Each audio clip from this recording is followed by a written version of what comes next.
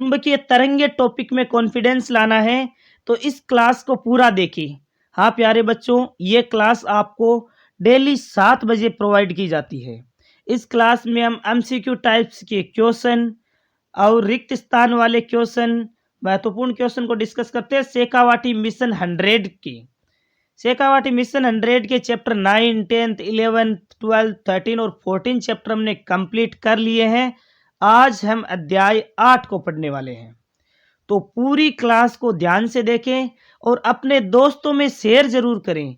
इस चैनल को पूरा सपोर्ट करें, वीडियो को लाइक, और नए स्टूडेंट है तो चैनल को सब्सक्राइब करें।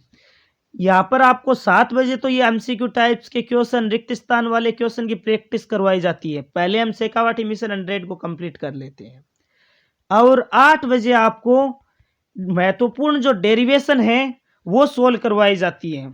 तो दोनों क्लासों को आप कभी भी मिस मत कीजिए, ये एग्जाम के लिए आपके रामबाण साबित होने वाली है। आज का पहला क्वेश्चन है, बिना ज्यादा आपका टाइम वेस्ट किए कम समय में हमें अधिक से अधिक क्वेश्चन प्रैक्टिस करने हैं। तो पहला क्वेश्चन है, मुक्त दिक् स्थान की विद्युतशीलता एप्सिलॉन नोड और मुक्त दिक् स्थान की चुंबकनशीलता म्यू नोड तथा निर्वात में प्रकाश की चाल सी में संबंध बताना है। तो हम जानते हैं सी इक्वल टू क्या होता है, 1/√μ नोड एप्सिलॉन नोड। अब ये ऑप्शन में दे रखा है सी स्क्वायर इक्वल टू, देखो बी ऑप्शन होगा इसका, दोनों तरफ स्क्वायर करोगे तो देखो सी स्क्वायर बराबर क्या आ जाएगा, 1/μ नोड एप्सिलॉन नोड आ जाएगा। ऑप्शन बी करेक्ट हो जाएगा। प्यारे बच्चों, यदि एमसीक्यू टाइप्स के क्वेश्चन की और अधिक आपको पीडीएफ चाहिए प्रैक्टिस के लिए तो टेलीग्राम चैनल है धर्माराम फिजिक्स, इसे जरूर से ज्वाइन कर लें।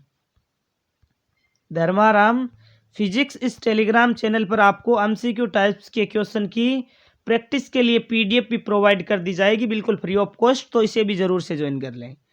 क्वेश्चन नंबर 2 आपके सामने है। क्वेश्चन नंबर 2 में पूछा गया है, अधिकतम आवर्ती की विद्युत चुंबकीय तरंगे होती है तो गामा किरणों की आवर्ती सबसे अधिक होती है। याद रखना, हम आवर्ती का, तरंग दैर्ध्य का क्रम भी पढ़ेंगे, और याद रखना विद्युत चुंबकीय तरंगों में जो गामा किरणें हैं उनकी आवर्ती सबसे अधिक होती है। मैं पूछूंगा वापस इस क्वेश्चन को, अधिकतम आवर्ती किस विद्युत चुंबकीय तरंग की होती है, तो गामा किरणों की। क्वेश्चन नंबर 3 आपके सामने है। क्वेश्चन नंबर 3 में पूछा गया है कि 100 मेगाहर्ट्ज की एक समतल विद्युत चुंबकीय तरंग निर्वात में अक्ष दिशा के अनुदिश गतिमान है। किस दिशा में गतिमान है, अक्ष दिशा में, और दिक् काल में किसी बिंदु पर विद्युत क्षेत्र ई का मान दे रखा है 6.3 जेके वोल्ट प्रति मीटर, और इस बिंदु पर बी का मान पूछा है। तो पहले तो अक्ष दिशा में गतिशील है, जे केप दिशा में आपका ई है, तो बी होगा के केप दिशा में। तो सभी ऑप्शन में हमें के केप दे रखा है। मान कैसे निकालेंगे बी का, तो हम जानते हैं ई बटा बी बराबर क्या होता है, सी होता है, तो बी का भाग लगा दो, ई बटा बी बराबर हो जाएगा सी। हमें निकालना किसका मान है, बी का मान, तो बी का मान निकालना है तो बी को इस ओर ले आओ, सी का लगा देते हैं भाग, तो बी बराबर हो जाएगा ई की वैल्यू कितनी है 6.3, अपोन में क्या आएगा सी प्रकाश का वेग होता है 3 × 10 की पावर 8। अब 6.3 में जब 3 × 10 की पावर 8 का भाग लगाते हो तो आपके आएगा 2.1 × 10 की पावर -8। देखो 10 की पावर 8 प्लस का ऊपर जाएगा तो क्या आ जाएगा 10 की पावर -8, और 6 में 3 का लगाओगे तो 2 आ जाएगा, और 3 में 3 का 1, तो 2.1 × 10 की पावर -8 आएगा। क्या के केप आएगा इसके साथ, क्यों, क्योंकि एक्स दिशा में के अनुदिश गतिमान है, ई है वो वाई दिशा में है, तो बी हो जाएगा आपका जेड दिशा में, के केप की दिशा में। बिल्कुल क्लियर है। तीसरा क्वेश्चन कैसे, ये फॉर्मूला याद रखना, ई नोट बटा बी नोट बराबर होता है सी। अगला क्वेश्चन, क्वेश्चन नंबर 4 है, ई वेक्टर तथा बी वेक्टर विद्युत चुंबकीय तरंगों के क्रमशः विद्युत सदिश तथा चुंबकीय सदिश हो, यानी विद्युत सदिश तो है ई, चुंबकीय सदिश है बी, तब विद्युत चुंबकीय तरंग की तरंग संचरण की दिशा अनुदिश होगी, तो ये होती है E vector cross B vector की दिशा भी। ऑप्शन डी हो जाएगा। क्वेश्चन नंबर 5 में पूछा गया है किसी विद्युत चुंबकीय तरंग के विद्युत और चुंबकीय वेग होते हैं, तो ये एक तो समान कला में होते हैं और विद्युत और चुंबकीय क्षेत्र एक दूसरे के परस्पर क्या होते हैं, लंबवत होते हैं। तरंग ये समान कला में होती है। ऑप्शन डी करेक्ट हो जाएगा। क्वेश्चन नंबर 6 में पूछा गया है क्लाइस्ट्रॉन मैग्नेट्रॉन वोल द्वारा उत्पन्न विद्युत चुंबकीय तरंगे होती है, तो मैग्नेट्रॉन वोल द्वारा उत्पन्न विद्युत चुंबकीय तरंगे सूक्ष्म तरंगे होती है। ऑप्शन सी करेक्ट हो जाएगा। Question number 7 TV video recorder में रिमोट नियंत्रकों से उत्सर्जित तरंगे, तो रिमोट में अवरक्त तरंगे, रिमोट में अवरक्त तरंगे याद रखना। क्वेश्चन नंबर 8 सेल्यूलर फोन में प्रयुक्त की जाती है, तो सेल्यूलर फोन में यूएचएफ बैंड प्रयुक्त किया जाता है, याद रखना यूएचएफ बैंड। अगला क्वेश्चन है क्वेश्चन नंबर 9 विद्युत चुंबकीय तरंगे किसके द्वारा विक्षेपित की जा सकती है, तो विद्युत चुंबकीय तरंगे विद्युत क्षेत्र, चुंबकीय क्षेत्र या फिर सी ऑप्शन है दोनों, तो विद्युत क्षेत्र और चुंबकीय क्षेत्र दोनों के द्वारा विक्षेपित की जा सकती है विद्युत चुंबकीय तरंगे। अगला क्वेश्चन है क्वेश्चन नंबर 10 माइक्रोवेव ओवन का प्रयोग किया जाता है, तो जल युक्त पदार्थ का ताप बढ़ाने के लिए माइक्रोवेव ओवन का प्रयोग किया जाता है। माइक्रोवेव ओवन जल युक्त पदार्थ का ताप बढ़ाने के लिए यूज करते हैं। अगला क्वेश्चन है क्वेश्चन नंबर 11। अब पहले मैं आपको एक क्वेश्चन पूछ लेता हूं, देखता हूं कितना याद रखते हो। बताओ गामा किरणें हैं, इनकी आवृत्ति क्या होती है, गामा किरणों की आवृत्ति क्या होगी, अधिक होगी या सबसे कम होगी, तो याद रखना गामा किरणों की आवृत्ति क्या होती है, अधिक होती है।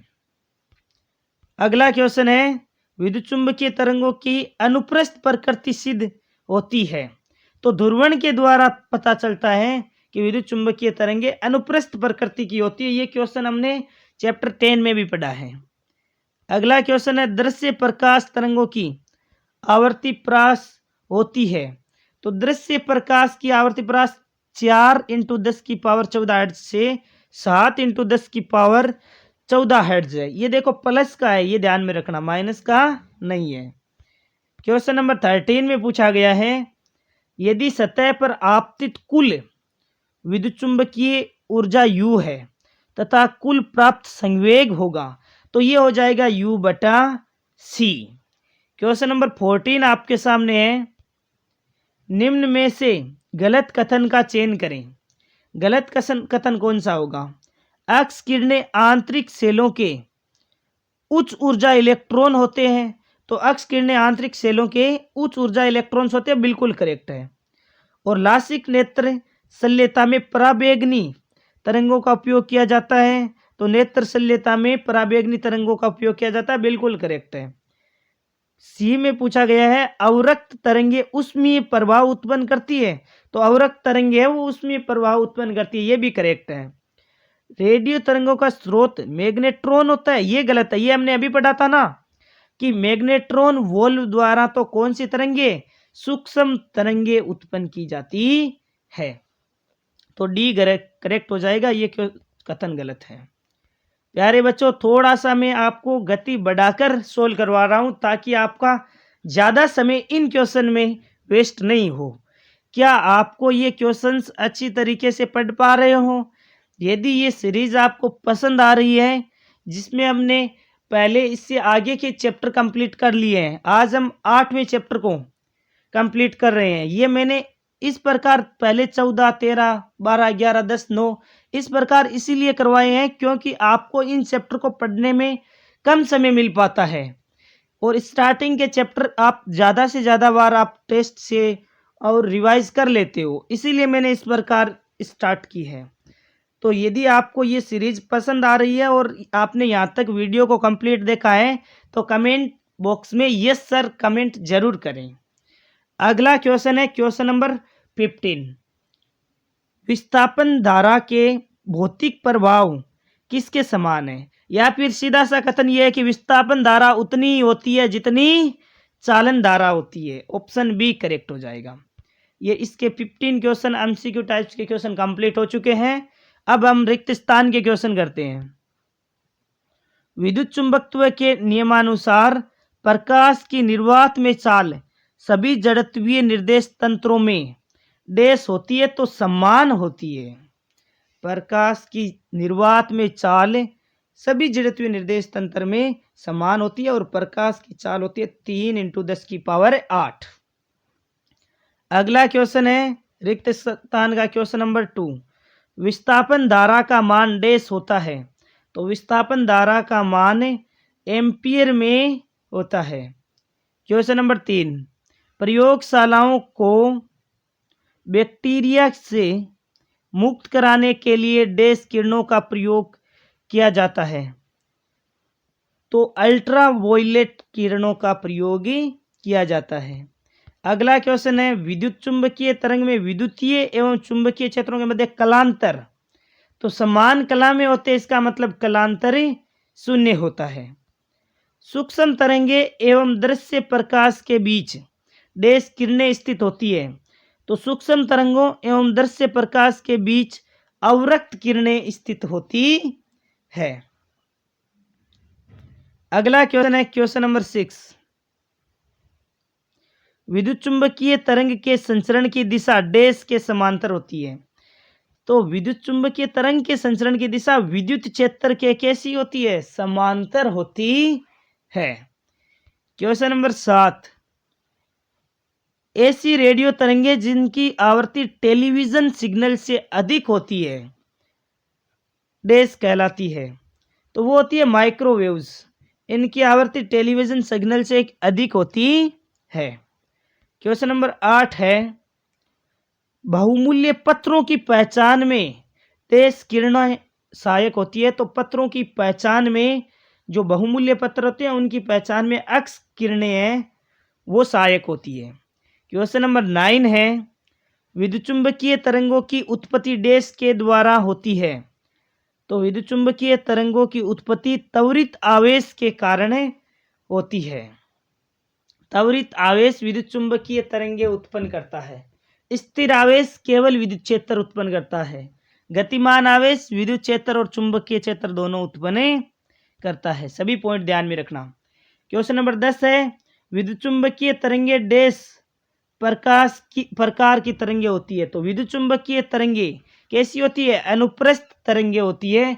ये हमें कैसे पता चलता है, तो ये हमें ध्रुवण से पता चलता है। अब इसके अति लघुदात्मक प्रश्न है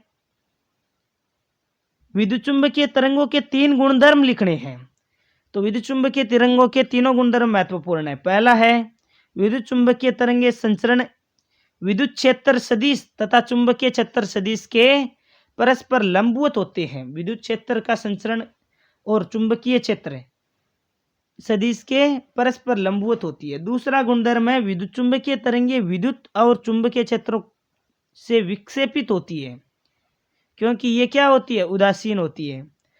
तो पहला तो हो गया विद्युत क्षेत्र और चुंबकीय क्षेत्र परस्पर लंबवत होते हैं, और दूसरा हो गया विद्युत चुंबकीय तरंगे विद्युत और चुंबकीय क्षेत्रों से विक्षेपित होती है, और तीसरा है मुक्त आकाश में विद्युत चुंबकीय तरंगे प्रकाश की चाल से चलती है, यानी कि मुक्त आकाश में निर्वात में विद्युत चुंबकीय तरंगों की चाल प्रकाश की चाल के बराबर होती है 3 × 10⁸ मीटर पर सेकंड। याद रख लेना, बिल्कुल आसान है ये क्वेश्चन, तो सीधा याद रख सकते हो कि विद्युत चुंबकीय तरंगों की चाल निर्वात में होती है 3 × 10⁸ प्रकाश की चाल के बराबर। विद्युत क्षेत्र चुंबकीय क्षेत्र क्या होते हैं, लंबवत होते हैं, इनके सदिश है वो। अगला क्वेश्चन नंबर 2 है निम्नलिखित विद्युत चुंबकीय तरंगों का एक एक उपयोग दीजिए। सूक्ष्म तरंगे, दूसरा अवरक्त तरंगे और गामा किरणें। तो सूक्ष्म तरंगे का उपयोग तो विमान संचालन में, रडार प्रणाली में तथा माइक्रोवेव ओवन में जल युक्त खाद्य पदार्थ का ताप बढ़ाने में। यह हमने अभी पढ़ा था ना, जल युक्त खाद्य पदार्थों का ताप बढ़ाने में हम माइक्रोवेव यानी सूक्ष्म तरंगों का यूज करते हैं। विमान में, रडार प्रणाली में भी सूक्ष्म तरंगों का प्रयोग किया जाता है। अवरक्त तरंगे, तो एक तो रिमोट में हमने पढ़ा था अभी अवरक्त तरंगे, इनका उपयोग पढ़ते चिकित्सा में ऊतकों की सिकाई करने में तथा टीवी सेट वीडियो रिकॉर्डर के रिमोट नियंत्रण में अवरक्त तरंगे, और विमान में रडार प्रणाली में सूक्ष्म तरंगे। अब आती है गामा तरंगे। ये गामा तरंगे वही है जिनकी आवृत्ति सबसे अधिक होती है। इनका उपयोग होता है चिकित्सा में कैंसर कोशिकाओं को नष्ट करने में। तीनों याद रखने हैं आपको। अगला क्वेश्चन है क्वेश्चन नंबर 3, निम्न को परिभाषित करना है, विस्थापन धारा को और एम्पियर मैक्सवेल नियम को। विस्थापन धारा क्या है? तो संधारित्र की प्लेटों के बीच विद्युत क्षेत्र या विद्युत फ्लक्स परिवर्तन की दर से उत्पन्न धारा को विस्थापन धारा कहते हैं। यानी कि विद्युत क्षेत्र या फिर विद्युत फ्लक्स परिवर्तन की दर, जैसे फ्लक्स है डी फाई, तो फ्लक्स में परिवर्तन की दर तो डी फाई बटा डी टी, विस्थापन धारा परिभाषित करते हैं इस प्रकार। Formula epsilon naught D phi बटा डी टी इक्वल टू क्या होता है? आई डी, याद रखना। दूसरा एम्पियर मैक्सवेल समीकरण, ये भी इंपॉर्टेंट होता है। B vector dot D L vector is equal to mu naught I C plus mu naught epsilon naught D phi E बटा डी टी। ऐसे आप ऐसे भी याद रख सकते हो, B vector dot D L vector equal to mu naught कोष्टक में I C plus I D. I D क्या है? विस्थापन धारा है, इसका मान एप्सिलॉन नोट डी फाई बटा डी टी यहां पर लिख दोगे तो यही समीकरण आपको प्राप्त हो जाएगा। दोनों ही इंपॉर्टेंट है। एक तो विस्थापन धारा पूछे तो बोल देना विद्युत फ्लक्स परिवर्तन की दर से उत्पन्न धारा को विस्थापन धारा कहते हैं। एम्पियर मैक्सवेल समीकरण पूछे तो ये समीकरण लिख देना, B vector dot D L vector is equal to mu naught कोष्टक I C plus I D, जहां आई डी विस्थापन धारा है जिसका मान एप्सिलॉन नोट डी फाई बटा डी टी होता है। आगे लिख रखा है, ऐसी किसी भी सतह जिसकी परिमित बंद लूप है से गुजरने वाली कुल धारा चालन धारा एवं विस्थापन धारा का योग होता है। तो ये हमने आई सी प्लस आई डी पढ़ा है, चालन धारा और विस्थापन धारा का योग। अगला क्वेश्चन 4 है, निम्नलिखित मैक्सवेल समीकरण लिखिए या फिर मैक्सवेल समीकरण लिखिए। कहने का मतलब 4 आपके जो समीकरण है उनमें से आपको ये मैक्सवेल समीकरण चारों के चारों याद करने हैं। पहला है, इसमें पूछा गया है विद्युत संबंधी गाउस नियम का समीकरण। तो स्थिर वैद्युतिकी के लिए गाउस का समीकरण होता है E vector dot D A vector is equal to sigma Q upon epsilon naught. तो यही है स्थिर वैद्युतिकी के लिए गाउस का नियम। दूसरा पूछा गया है चुंबकत्व संबंधी गाउस नियम की समीकरण। तो चुंबकत्व के लिए गाउस का नियम होता है B vector dot D A vector equal to 0। अब एक तीसरा ये भी पूछा जाता है एम्पियर मैक्सवेल समीकरण जो हमने अभी पढ़ा है, B vector dot D L vector is equal to mu naught कोष्टक में I C plus I D आप लिख सकते हो, या फिर mu naught I C plus mu naught epsilon naught D phi बटा डी टी। और चौथा समीकरण आप फेराडे नियम की समीकरण भी आपको ध्यान में रखनी है। फेराडे नियम का समीकरण क्या होता है? तो E vector dot D L vector is equal to D phi B बटा डी टी। ये चारों समीकरण आपको ध्यान में रखना है। फेराडे नियम संबंधी मैक्सवेल समीकरण पूछे तो ये लिख लेना, चुंबकत्व के लिए गाउस का नियम पूछे तो ये लिख देना, एम्पियर मैक्सवेल समीकरण, स्थिर वैद्युतिकी के लिए गाउस का नियम। ये चारों के चारों समीकरण आपको आने चाहिए, एग्जाम में बार बार पूछे जाते हैं। अगला क्वेश्चन है, निम्नलिखित विद्युत चुंबकीय तरंग के उत्पादन के स्रोत क्या है? रेडियो तरंगों के उत्पादन का, गामा किरणें को और एक्स किरणों का।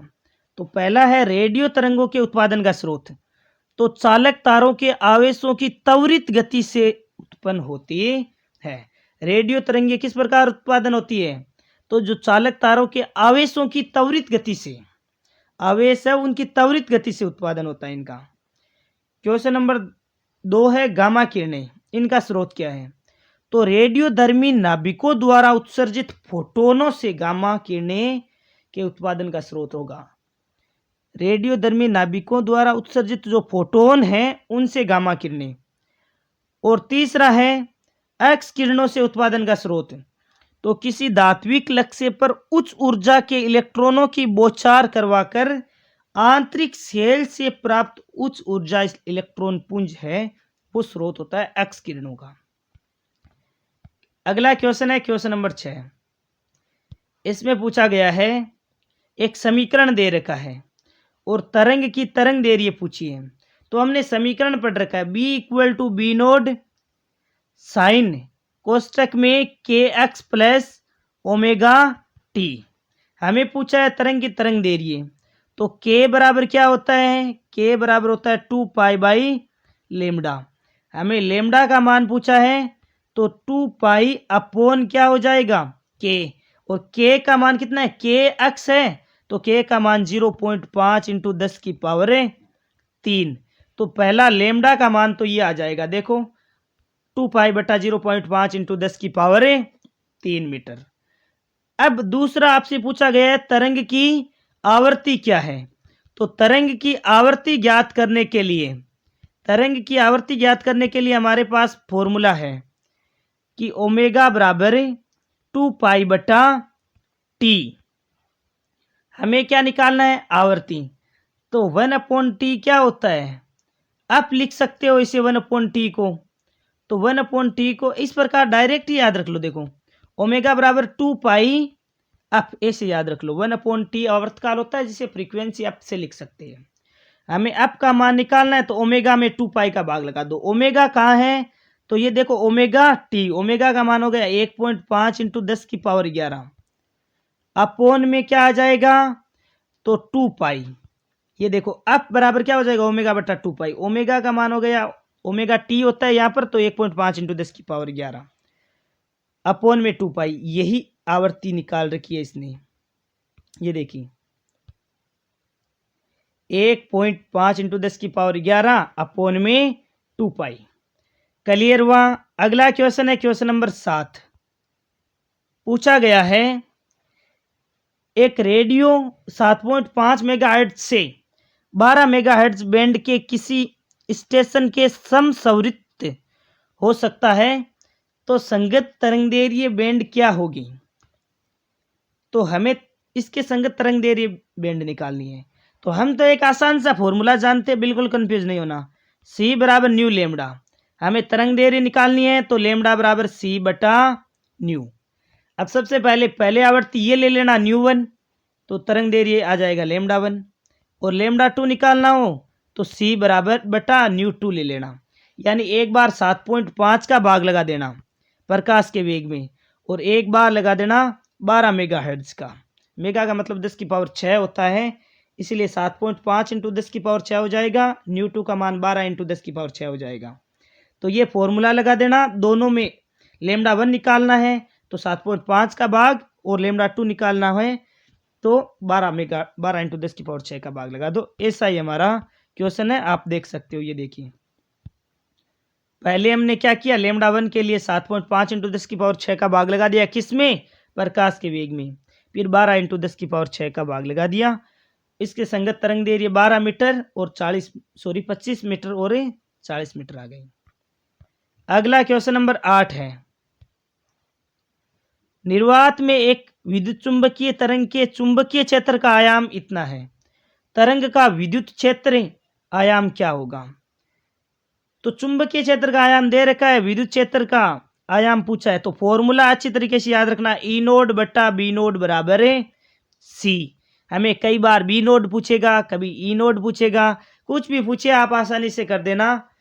ई नोड बटा बी नोड बराबर सी। तो ई नोड का मान निकालना इस बार विद्युत क्षेत्र का आयाम, तो ई नोड बराबर क्या हो जाएगा, सी इंटू बी नोड। तो बी नोड इंटू सी कर दो, 510 इंटू नैनो का मतलब 10 की पावर -9, सी का मान 3 इंटू 10 की पावर 8। मल्टीप्लाई करते ही हमारे चुंबकीय क्षेत्र का आयाम तो दे रखा था, विद्युत क्षेत्र का आयाम आ जाएगा। बिल्कुल आसान है, समझ में आ रहा है। फॉर्मूला ई नोड बटा बी नोड बराबर सी।